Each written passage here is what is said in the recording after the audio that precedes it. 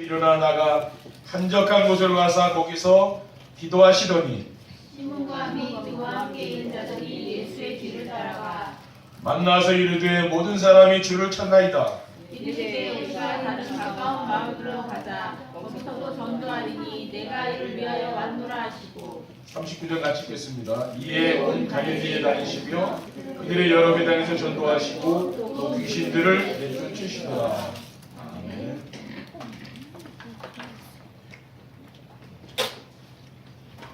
오늘은 혼자서 기도가 되는 전도자의 삶이라는 제목으로 마가복음 1장 35절에 39절 말씀을 가지고 하나님 말씀을 전하도록 하겠습니다.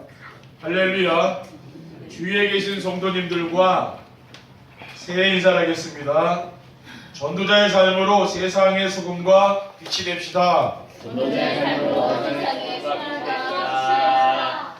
전도자의 삶으로 세상의 소금과 빛이 되는 교회를 만듭시다. 전도자의 삶으로 세상에 소금과 빛이 되는 교회를 만듭시다. 전도자의 삶으로 우리 인생의 근본을 바꾸는 교회와 현장을 살리는 교회가 되도록 해주신 하나님께서 이제는 세상에 없으면 안 되는 소금과 빛이 되는 교회라는 말씀을 주셨습니다. 우리가 이렇게 세상의 소금과 빛이 되려면은 어떻게 하면 되겠습니까? 우리가 걱정하지 않아도 될 것은 우리가 하는 것이 아니고 하나님이 우리를 세상에 소금과 빛이 되도록 만들어 가실 것이기 때문입니다. 우리가 할 것은 강단에서 선포되는 말씀을 하나님의 말씀으로 믿고 순종만 하면 됩니다. 전도자의 삶으로 세상의 빛과 소금이 되도록 주신 첫 번째 말씀은 혼자서 기도가 되는 전도자의 삶입니다. 지금 성도들이 제일 안 되는 것이 무엇인가 하면은 혼자 있는 시간에 기도가 되지 않는 것입니다. 혼자서 기도가 되어지면은 힘이 있어서 현장을 변화시킬 수 있는데 성도들이 혼자서 기도가 되지 않아서 현장을 변화시키지 못하는 것입니다. 그러나 전도자의 삶을 사는 저는 혼자서 기도가 되는데요. 또 전도자의 삶을 사시는 분들은 혼자서 기도가 되는 줄 믿습니다. 첫 번째, 혼자서 기도가 되는 전도자의 삶이란 무엇입니까? 혼자 있는 시간에 하나님과 교제를 나누는 겁니다. 우리가 기도하는 사람은 힘이 없고 능력이 없고 연약하기 때문에 그렇게 기도하는 게 아니죠. 저는 혼자 있는 시간에 하나님의 말씀을 묵상하면서 정리합니다. 시편 1편 1절에 3절에는 복 있는 사람은 악인들의 꾀를 따르지 아니하며 죄인들의 길을 서지 아니하며 오만한 자들이 자리 앉지 아니하고 오직 여호와의 말씀을 즐거워하여 그의 율법을 주야로 묵상하는다라고 했습니다. 그는 시냇가에 심은 나무가 철을 따라 열매를 맺으며 그 잎사귀가 마르지 아니함 같으니 그가 하는 모든 일이 다 형통하리로다. 여호와의 말씀을 즐거워하면서 주야로 묵상하는 자에게 형통한 축복이 온다 했습니다. 그래서 우리는 혼자서 하는 기도라는 거죠. 혼자 있는 조용한 시간에 예배 시간에 받은 말씀을 묵상하면서 내 마음과 상황에 맞는 말씀을 찾는 게 아닙니다. 대부분 사람들은 내 마음과 상황에 맞는 걸 찾잖아요. 그게 아니고 말씀 안에서 하나님이 전달하시려는 메시지가 무엇인가 찾아야 되는 거죠. 오늘 목사님을 통해서 하나님이 나에게 원하시는 게 무엇일까? 그것을 찾아야 된다는 말이에요. 그거는 뭡니까? 또 메신저의 의도가 있는 거죠. 그래서 여러분이 파악해야 설교를 잘 듣는 거죠. 그렇게 말씀을 정리해 보면은 말씀 안에 모든 응답이 다 들어있음을 알게 됩니다. 그리고 말씀 안에는 하나님의 계획이 들어있고 우리의 미래도 하나님의 말씀 속에 들어있는 것입니다. 그래서 혼자 있는 시간이 외롭지 않고 행복합니다. 저는 혼자 있는 시간이 굉장히 많거든요. 근데 외로운 건 못 느껴요. 왜냐? 하나님의 말씀을 늘 묵상하고 있기 때문에 외롭지 않습니다. 그런데 사람들과 늘 이야기하고 대화하는 사람도 외로운 사람들이 있죠. 왜 그렇습니까? 하나님과 내가 교제하지 않으면 외롭다니까요. 혼자 있을 때의 기도는 어떤 기도라는 겁니까? 언약을 붙잡고 드리는 거죠. 언약의 핵심이 뭡니까? 주는 그리스도시요 살아계신 하나님의 아들이십니다. 이 복음이죠. 그리고 이사야 10장 14절에 보라 천하가 인기 아니라는 것이요 그 이름을 임마누엘이라 하나님이 함께하는 축복을 드리는 거죠. 그리고 언약을 어떻게 드립니까? 말씀으로 드리는 겁니다. 우리가 예배 시간에 뭡니까? 말씀을 통해서 언약을 드리는 거죠. 그리고 말씀의 능력으로 치유가 되면은 집중이 됩니다. 대부분 산만한 사람은 왜 그랬습니까? 말씀이 없기 때문에 산만한 거죠.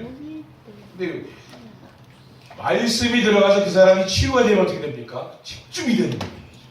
우리 랩런트들도 뭡니까? 복음이 들어가면은 굉장한 집중력이 있기 때문에요. 치유가 되어서 서밋이 된다는 거예요.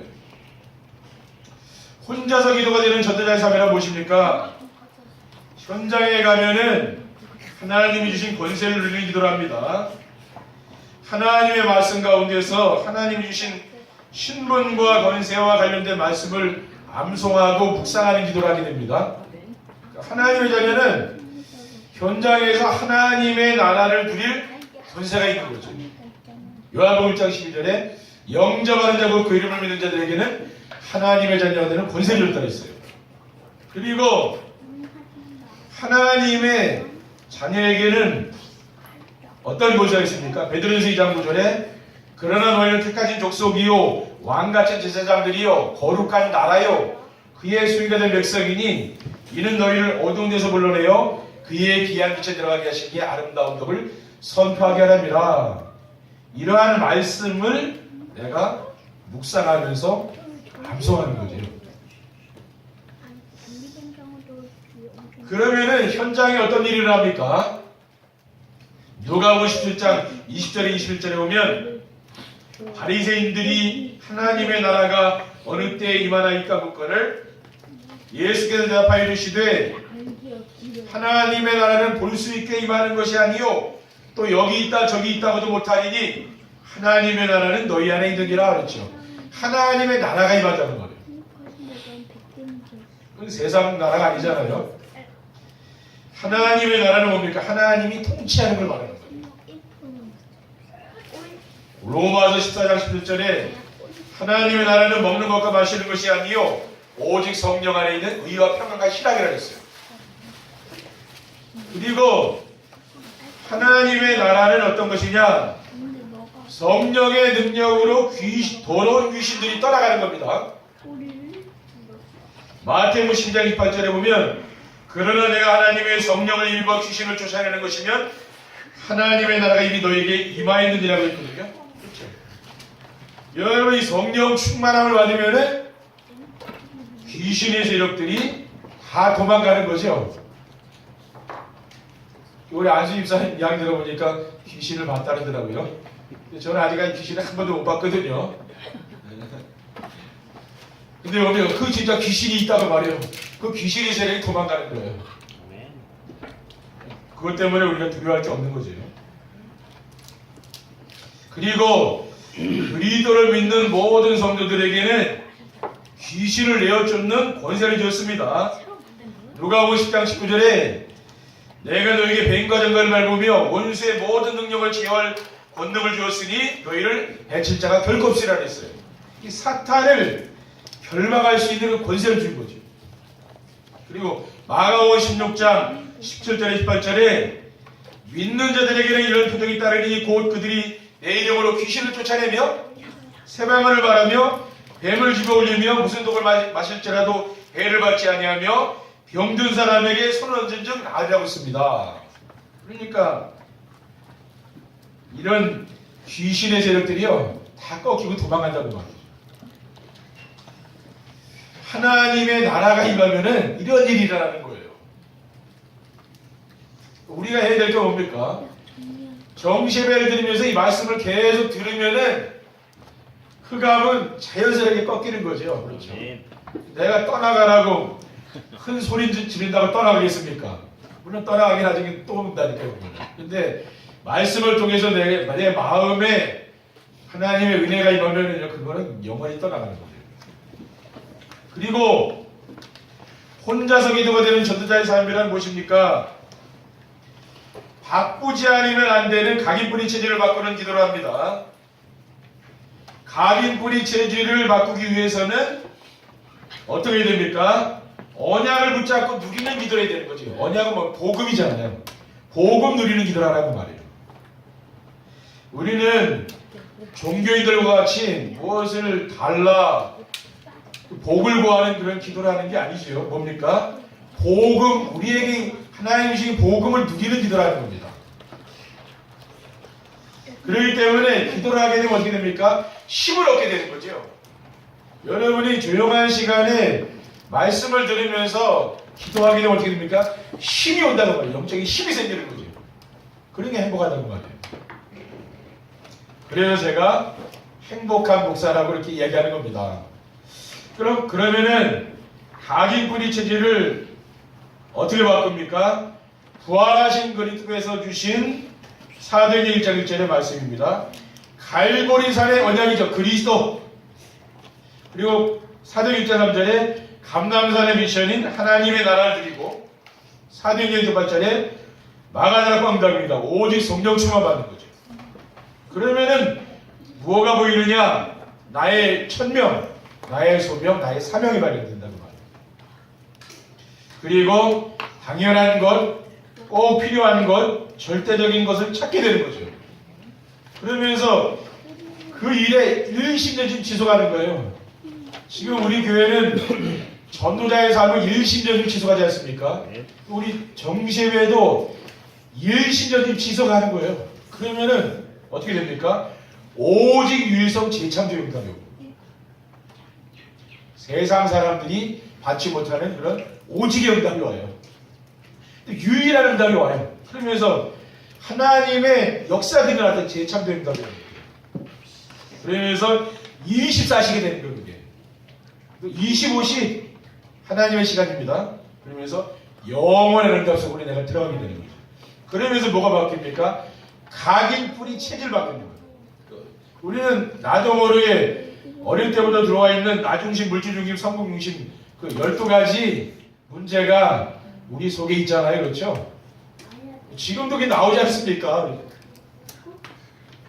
그걸 나중심으로 하려고 그러잖아요. 복음 중심으로 이렇게 안 하고. 그게 뭡니까? 어릴 때부터 이미 들어가 있는 거거든요. 이런 것들을 여러분이 정시예배를 통해서 은혜를 받으면 이게 바뀌는 거예요. 그렇죠? 나도 모르게 치유된다니까.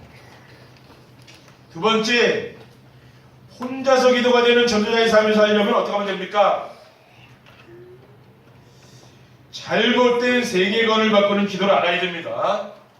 사람이 하나님이 될 수 있다는 그러한 사상이 뭡니까? 뉴에이지 사상이거든. 창세기 3장이에요. 아담과 하와를 유혹해서 사탄이 넘어뜨릴 때 어떻게 했습니까? 선악과를 따먹으면 너도 하나님과 같이 된다 그랬죠. 그게 바로 뭡니까? 지금 세상의 문화입니다. 그리고 눈에 보이지 않는 영적 세계를 부정하고 오직 눈에 보이는 물질만 좋아하고 따라가는 것이 뭡니까? 네피림 사상이 창세기 6장 문제잖아요. 지금 세상이 그렇게 되어 있는 거 아닙니까? 하나님 안 믿잖아요. 그렇죠? 그럼 물질 따라갑니다.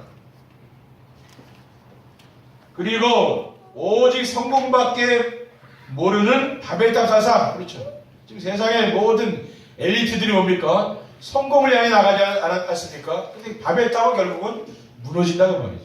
왜? 영적 문제 오니까. 이것이 뭡니까? 지금 이 세상의 세계관입니다.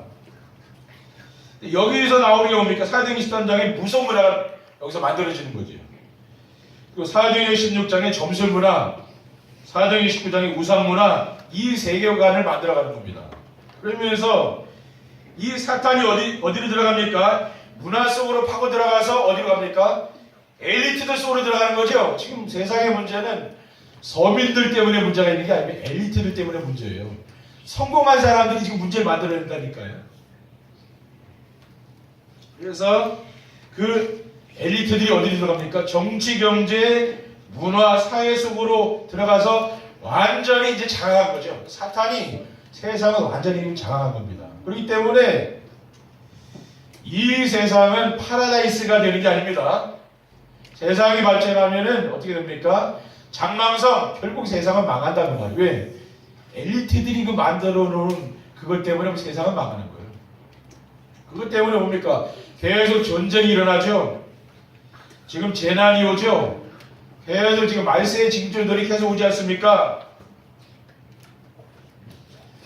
그렇기 때문에 우리는 뭐 해야 됩니까? 영적 싸움을 싸워야 된다는 거예요. 그렇죠. 육신 싸움을 싸우는 게 아니라 영적 싸움을 싸워야 돼요. 왜냐? 세상 사람들은 저 육신 싸움하고 있거든요. 그러니까 사탄에게 지는 거죠. 정치, 경제, 문화 다 누구 싸움하고 있습니까? 그게 다 육신 싸움, 경쟁하고 그냥 육신 싸움 아닙니까? 그렇죠. 그러다가 다 무너진다는 말이에요. 에베소 6장 12절에 보면은 우리의 씨름은 혈과 육을 상대하는 것이 아니요 통치자들과 권세자들과 이 어둠의 세상 주관자들과 하늘에 있는 악의 영들을 상대함이라. 그러니까 우리는 뭡니까? 정말 정시배를 통해서 뭘 해야 됩니까? 영적인 전쟁을 하라 이제. 자, 올해는 뭘? 영적인 전쟁을 선포해라 그 말이야. 사탄과 이제 진짜 사탄과 싸움에 이제는 뭡니까? 이제 대결하는 겁니다 이제는. 왜냐? 우리의 잘못된 세계관을 바꿔야 되기 때문에 그렇게 하는 겁니다. 그래야 우리가 이 세상을 살릴 거 아닙니까? 우리 그래야 감을 살릴 수 있어요. 그리고 혼자서 기도가 되는 전도자의 삶을 살리면 어떻게 하면 됩니까? 반드시 치유되는 기도의 비밀을 알아야 되는 것이죠. 우리가 하나님을 만나고 하나님을 누리게 되면 어떻게 됩니까? 하나님의 나라가 임하게 되는 거죠. 그래서 사도행전 1장 3절에 보면은 그가 고난받으신 후에 또한 그들에게 확실한 많은 증거로 친히 살아계심을 나타내서 40일 동안 그들에게 보이시며 하나님 나라 이를 말씀하시니라 그랬잖아요. 그러니까 우리가 이 예수님께서 말씀하신 하나님 나라, 제자들을 훈련시켰잖아요. 40일 동안 하나님 나라에 대해서 말씀했던 거예요. 이 하나님 나라에 집중하는 기도를 하게 되면 어떻게 됩니까? 육신이 치유되는 거죠. 그리고 빌립보서 1장 9절에 10절에 보면은 지극히 선한 것을 찾으면은 마음이 치유되는 겁니다. 내가 기도하노라 너희 사랑을 지식과 모든 총명으로 점점 더 풍성하게 하사 너희로 지극히 선한 것을 분별하며 또 진실하여 허물없이 그리스도의 날까지 이루고 예수 그리스도로 말미암아 의의 열매가 가득하여 하나님의 영광과 찬송이 되기를 원하노라. 지극히 선한 것을 분별하면 그렇죠. 뭐가 됩니까? 마음, 그렇죠. 내 마음 생각인데 치유되는 거죠. 그리고 모든 문제 속에서 하나님의 계획을 찾으면 영원히 치유되는 거예요. 그 모든 문제 여러 사건을 만날 때는 뭡니까? 그 속에 있는 하나님의 계획을 찾으라고 말해요. 고린도서 12장 1절에 10절에 보면 나에게 이르기를 내 은혜가 내게 족하도다. 이는 내 능력이 약한 데서 온전하여짐이라 하신지라. 그러므로 도리어 크게 기뻐함으로 나의 여러 약한 것들에 대하여 자랑하리니 이는 그리스도의 능력이 내게 머물게 하려고 있습니다. 사도 바울은 불치병이 있잖아요. 사탄의 사자, 사탄의 가시가 있었죠. 그게 보면 불치병이 있었다니까요. 그런데 사도 바울은 자신의 강한 것을 자랑하는 게 아니고 약한 것을 자랑한다고 했어요. 그러니까 그 문제 속에 뭡니까? 하나님의 숨어있는 좋은 계획이 있다는 말이에요. 그것을 찾으셔야 돼요. 늘 안 좋은 것만 생각하고 늘 부정적인 것만 생각하고 그러게 되면 어떻게 됩니까? 그렇게 하면 인생이 실패하게 되죠. 그러니까 여러분이 뭡니까? 어떠한 어려움이 있어도 그 속에서 뭐요? 희망을 발견해야 되는 거죠. 그렇죠? 그러니까 하나님의 계획을 찾으라고 말이에요. 하나님이 왜 이런 일을 허락하셨을까? 그걸 기도하시면은요, 거기서 답이 나온다니까요. 그리고 혼자서 기도가 되는 전도자의 삶을 살면 어떻게 하면 됩니까? 세 가지로 충만해지는 기도를 알아야 됩니다. 그러니까 기도는 하나님으로 충만해지는 기도가 있어요. 그게 뭡니까? 말씀으로 충만할 때, 그렇죠? 여러분이 늘 말씀이 묵상되고 또 말씀이 떠오르고 그러면 어떻게 됩니까? 그 하나님으로 내가 지금 충만한 거예요. 그래서 우리가 정시예배를 하는 거죠. 또 우리가 암송할 말씀들을 이렇게 드리지 않습니까? 그렇게 암송하라고 말해요. 요한복음 1장 1절에 태초에 말씀이 계시니라 이 말씀이 하나님과 함께 계셨으니 이 말씀은 곧 하나님이라, 말씀이 곧 하나님이라 그랬잖아요. 그리고 그리스도로 충만해지는 기도라는 겁니다. 그리스도로 충만해지는 기도는 뭡니까? 그것은 전도로 충만한 걸 말해요. 왜냐? 내가 그리스도로 충만한 사람은 전도할 마음이 생기잖아요. 아, 저 사람이 정말 복음 받아야 되는데 그런 애타는 마음이 생기고 왜? 그리스도로 충만하니까 그런 마음이 생기는 거예요. 그래서 우리가 전도하게 되는 거예요. 사도행전 5장 42절에 보면 그들이 날마다 성전에 있든지 집에 있든지 예수는 그리스도라고 가르치기와 전도하기를 그치지 아니하겠다 그랬어요. 초대교회 성도들은 뭡니까? 날마다 성전에서 날마다 집에서 모였어요. 예수는 그리스도로 가르쳤다 그랬죠. 왜 그랬습니까? 그리스도로 충만하니까 그렇게 되는 거예요. 그리고 성령으로 충만해지는 기도라는 거죠. 성령으로 충만한 기도는 뭡니까? 그것은 내가 기도로 충만할 때, 늘 기도 속에 있을 때 그 사람이 성령 충만 받는 거죠.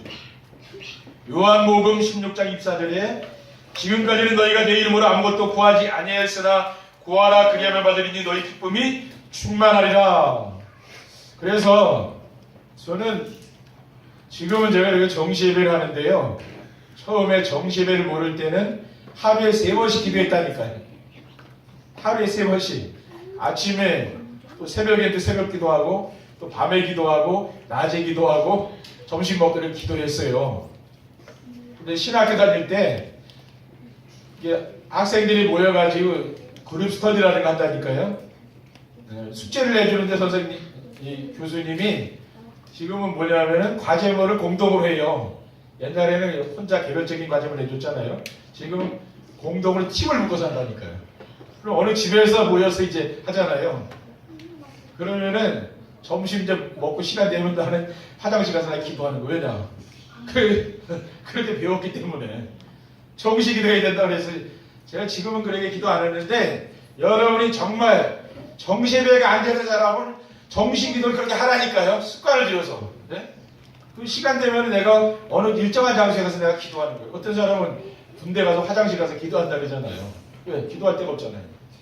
그러니까 일부러라도 여러분이 기도하는 시간을 만들라고 말이에요. 그렇죠?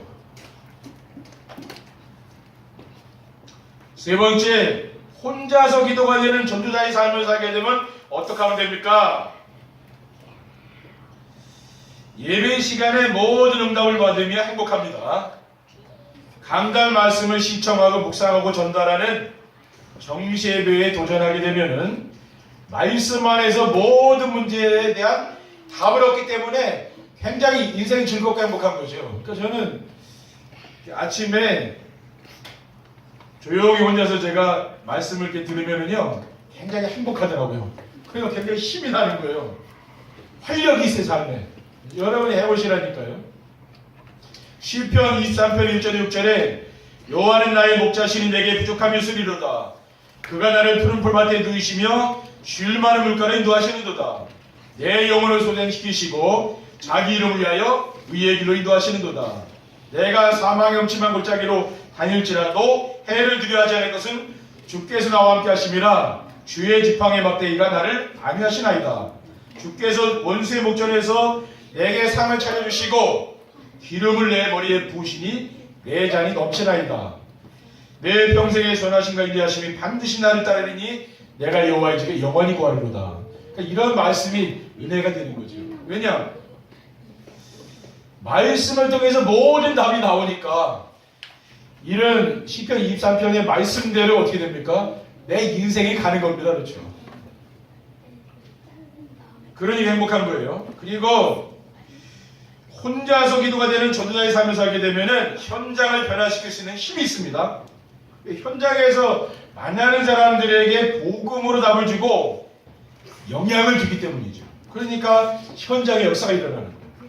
또 여유가 있잖아요. 내 삶에 여유가 있잖아요. 사람들을 내가 품어줄 수 있는 그런 마음이 있는 거지. 근데 내가 여유가 없는 사람은요, 진짜 누가 와서 뭐라고 하면은요, 굉장히 신경질 나잖아요. 여유가 있으니까 품어주는 거예요. 왜 그렇습니까? 내가 은혜 속에 살다 보니까 그렇게 되는 거예요. 그러니까 여러분이 교회에 오셔서는요, 은혜 받는 일에 집중하라니까요. 은혜 받으면은 뭐 일은 하지 말아야 그냥 되는 거예요. 그거는요. 왜? 은혜 받은 분들이 다 하신다니까요. 사도행전 8장 7절에 8절에 많은 사람들에게 붙었던 더러운 귀신들이 크게 소리를 지르며 나가고 또 많은 중풍병자와 못 걷는 사람이 나오니 그 성에 큰 기쁨이 있었다 그랬죠. 진짜 내가 정시예배를 통해서 하나님의 은혜를 누리다 보니까 현장이 또 바뀌고 내가 가 있는 그 현장에 뭐요? 생명운동이 일어나는 거예요. 그런 역사가 일어난다니까. 그게 우리가 오래 받아야 된다입니다. 그리고 혼자서 기도가 되는 전도자의 삶을 살게 되면 어떻게 됩니까? 영원히 남을 것을 위해서 이제 도전하게 되는 거죠. 세상의 것은 잠깐 있다가 없어질 거 아닙니까? 그렇죠. 그렇기 때문에 우리가 세상에 썩어질 것, 허망한 것에 우리가 마음을 두지 말자고 말이에요. 여기다 우리의 인생을 투자하지 말자고 말이에요. 그렇죠. 우리가 이거는 다 두고 갈 거 아닙니까? 영원히 남을 것. 복음, 영원히 남잖아요. 복음운동, 또 우리 후대들, 또 교회, 이것이 영원히 남는 거, 이것을 위해서 우리가 헌신하고 봉사하며 사는 겁니다. 이제는 로마서 16장 25절 27절에 보면 나의 복음과 이 소리들을 전파함은 영세전부터 감춰졌다가 이제는 나타내신 바 되었으며 영원하신 하나님의 명을 따라 선지자들의 글로 말미암아 모든 민족이 믿어 순종하게 하시려고 알게 하신 바 그 신비의 계시를 따라 된 것이니 이 복음으로 너희를 능히 견고하게 하실 지혜로우신 하나님께 예수 그리스도로 말미암아 영광이 세세무궁하도록 있었지어다. 아멘. 여러분, 이러한 말씀을 여러분 마음에 담으시기 바랍니다. 그리고 이러한 말씀을 가지고 내가 교제하는 사람, 그게 얼마나 귀합니까? 그렇죠? 또 내가 복음으로 그 사람을 양육해주고 그런 사람, 우리 세상 일은 돈 되는 것은 그거는 하지 말아도지만 이런 거 잘 안 하잖아요. 그렇죠? 여기에 우리의 마음을 품자서 말이에요. 또 우리 렘넌트들에게 복음 심어주는 거, 그렇죠? 또 세계복음화의 일, 이게 얼마나 귀하냐고 말이에요. 올 한 해는 여러분 정말 세상의 것도 우리가 잘해야 되지만은 주의 일, 그렇죠? 이 복음 전하는 일, 이를 위하여 좀 하나님께 쓰임받는 귀한 성도들이 되시기를 주님의 이름으로 축원드립니다. 기도하겠습니다. 하나님 감사합니다. 오늘 주님께서 우리에게 주신 언약의 말씀을 굳게 붙잡을 수 있도록 도와주시고 혼자서도 기도가 되어지는 귀한 행복과 전도자의 삶 속으로 들어갈 수 있도록 인도해 주옵소서. 예수 그리스도의 이름으로 기도드립니다. 아멘.